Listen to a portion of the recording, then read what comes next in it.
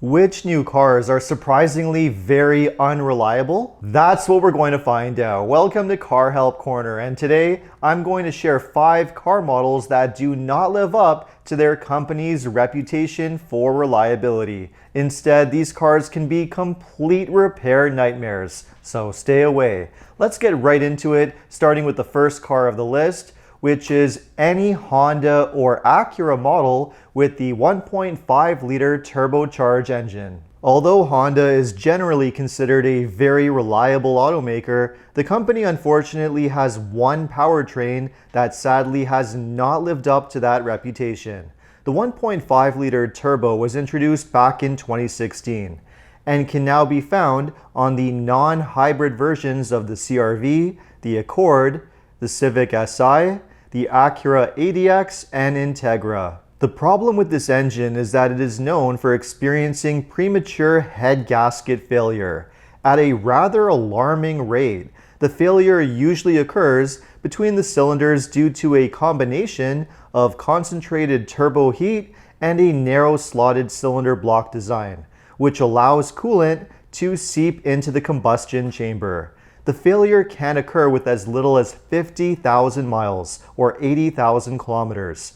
And when it does, you are looking at a $5,000 repair bill. Class action lawsuits have been filed against Honda for this problem, but so far the company has not stepped up with a permanent fix or offered an extended warranty to the affected owners, which is a major shame. Now, to be fair to Honda, head gasket failure on this engine is not guaranteed, and there are many happy owners out there who have managed to drive their cars well over 200,000 miles or 300,000 kilometers trouble-free. But make no mistake, the failure rate is certainly high enough to make owning any Honda with this engine a major risk. What's even more alarming is that there have even been a few reports of head gasket failure on Honda's 2-liter engines as well, including the 2-liter turbo and 2-liter naturally aspirated hybrid. But thankfully, the cases with these engines seem to be extremely rare and no cause for alarm. Now, it's important not to generalize this problem and assume that all Hondas are now automatically unreliable, which is definitely not the case. Honda still makes very high quality cars relative to other brands in 2026, but the 1.5 turbo is an exception to that reputation, and I would recommend avoiding any Honda product with this engine. If you're considering a Honda CR-V, Accord, or Civic, definitely go with either the naturally aspirated 2-liter engine, gas, or hybrid. And with proper maintenance, the reliability should be fine. Now let's move on to the next surprisingly unreliable cars of the list, which are the Mazda CX-90 and CX-70. Like Honda, Mazda is a company which has built a very strong reputation for generally making extremely reliable, long-lasting vehicles. But they are not perfect, and the CX-90 and CX-70 have certainly not lived up to the company's reputation. These vehicles are probably the best example of why it can be a major risk to buy an all-new vehicle in its first or second year of production. The CX-90 and CX-70 were a risky move for Mazda, a 3-row SUV with an all-new rear-wheel drive platform, new complex drivetrains, a new hybrid option, new pretty much everything. And perhaps they were a bit too ambitious because the problems began to pour in pretty quickly. Owner-reported problems include jerky or clunky shifting, 8-speed automatic transmissions, persistent squealing brakes that wear prematurely, steering system and suspension problems, stalling and battery problems with the plug-in hybrid version, and a pretty lengthy list of electronic and build quality problems that are very un-Mazda-like. Unsurprisingly, these problems have been accompanied by several recalls and class action lawsuits. Now, the good news is that the vast majority of these problems occurred in the first and second year of production, 2024 and 2025 model years. And fortunately, it seems that Mazda has worked through a lot of the bugs. So buying one of these vehicles brand new in 2026 should be a much safer move. Hopefully that's the case, because the reliability of the rest of Mazda's lineup is phenomenal. The Mazda 3, the CX-30, CX-5, CX-50, and MX-5 are all known for being incredibly reliable, long-lasting vehicles, especially when compared to most other car brands out there. Okay, and now it's time to move to our next car of the list, which is the Infiniti QX60. Up until 2024, the current generation QX60 was actually considered a fairly reliable luxury SUV, using the company's proven VQ 3.5-liter V6 engine. They even replaced the old problematic CVT with a conventional 9-speed automatic transmission, so things were looking very good. That is until 2025, when Infiniti decided to throw reliability down the drain. In a very stealthy, quiet move, without anyone really noticing, they replaced the V6 engine with the company's 2-liter VC turbo 4-cylinder engine.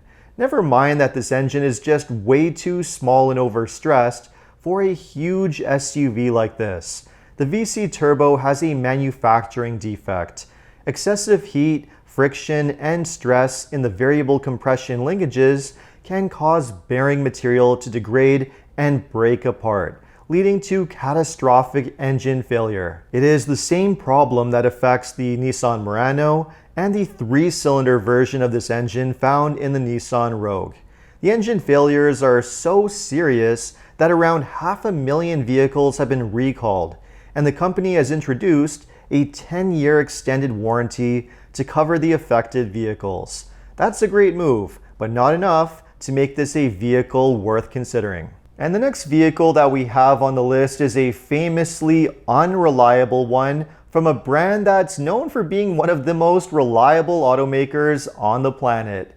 And that, of course, is the Toyota Tundra. The previous generation Tundra was easily known for being the longest lasting, most durable truck in existence, which makes the problems with the latest generation Tundra all the more tragic. The biggest problem with the third generation Tundra is the engine. The 3.4-liter twin-turbo V6 has a manufacturing defect that can cause the crankshaft bearings to go bad, leading to catastrophic engine failure. Toyota has issued multiple recalls for this problem. Most recently, in May of 2026, a small number of Lexus GX and LX SUVs are also part of the recall too, but the problem mostly affects the Tundra. Owners of these trucks have also reported problems with the transmission, electronics, and general squeaks and rattles that are very un-Toyota-like. Clearly, the build quality of the Tundra has taken a major nosedive, which Toyota needs to rectify ASAP and clearly communicate when they do. This is a massive company with a huge lineup of vehicles, the vast majority of which are known for being incredibly reliable and long-lasting. Now, the problems with the Tundra should not be a reflection on the entire Toyota brand. Let's not go down the rabbit hole of simply generalizing and lumping all Toyota models together like they're all equally unreliable, because that's definitely not the case. But the Tundra problems are severe, and the company needs to address them fast if they want to protect their reputation in the long run. And that brings us to the next unreliable vehicles of the list, which are any General Motors trucks or full-sized SUVs with the 5.3 or 6.2-liter V8 engines. Back in the 1990s and early 2000s, GM trucks were known for their incredibly reliable, long-lasting V8 engines. That all changed, however, when the company introduced their cylinder deactivation technology in the late 2000s. And the reliability has never been the same since. Now, GM V8s are known for chronic lifter failure, which can happen at any mileage, taking out the cam and lifters, requiring a full top-end engine rebuild. The 6.2-liter engine is also known for main bearing failure, a problem which has led to multiple massive recalls. These trucks can also suffer from transmission failure with the 10-speed automatics. So the drivetrain problems go far beyond just bad engines. And these are not isolated batches or model years. GM has had these problems for several years now, and the company simply refuses to improve the designs and address the defects. Supposedly, the next generation of these trucks will come with an all-new V8 engine in 2027. But based on this company's track record, I would not have any high hopes of things getting any better anytime soon. Now, I want to wrap up by making one more point about generalization. Now, just because some of the companies on this list have made one bad vehicle or a batch of bad vehicles does not mean that we should just generalize and assume that the entire car brand now makes bad, unreliable vehicles, because that's definitely not the case. Some of the brands mentioned in this video, including Toyota, Honda, and Mazda, remain the gold standard for build quality and reliability in the auto industry. And the vast majority of their lineups and models that they make continue to live up to those reputations. All this video goes to show is that sometimes even the best of the best are not perfect and can make mistakes, which is okay as long as the company takes responsibility and addresses the problems very quickly. And if you want to know which models are reliable that are made from these brands, I'll put links to those videos up in the corner. But in the meantime, if you enjoyed this video, make sure to like, subscribe, and hit the hype button. And if you're planning to purchase a vehicle and live in Ontario, know that OMVIC is the vehicle sales regulator responsible for administering and enforcing the rules that dealers must follow. To learn more about your consumer protection rights, visit omvic.ca. And if you need any additional car buying advice, recommendations, or help with getting a great deal on your next new car purchase, make sure to visit carhelpcan.com. Thanks so much for watching, and I'll see you next time.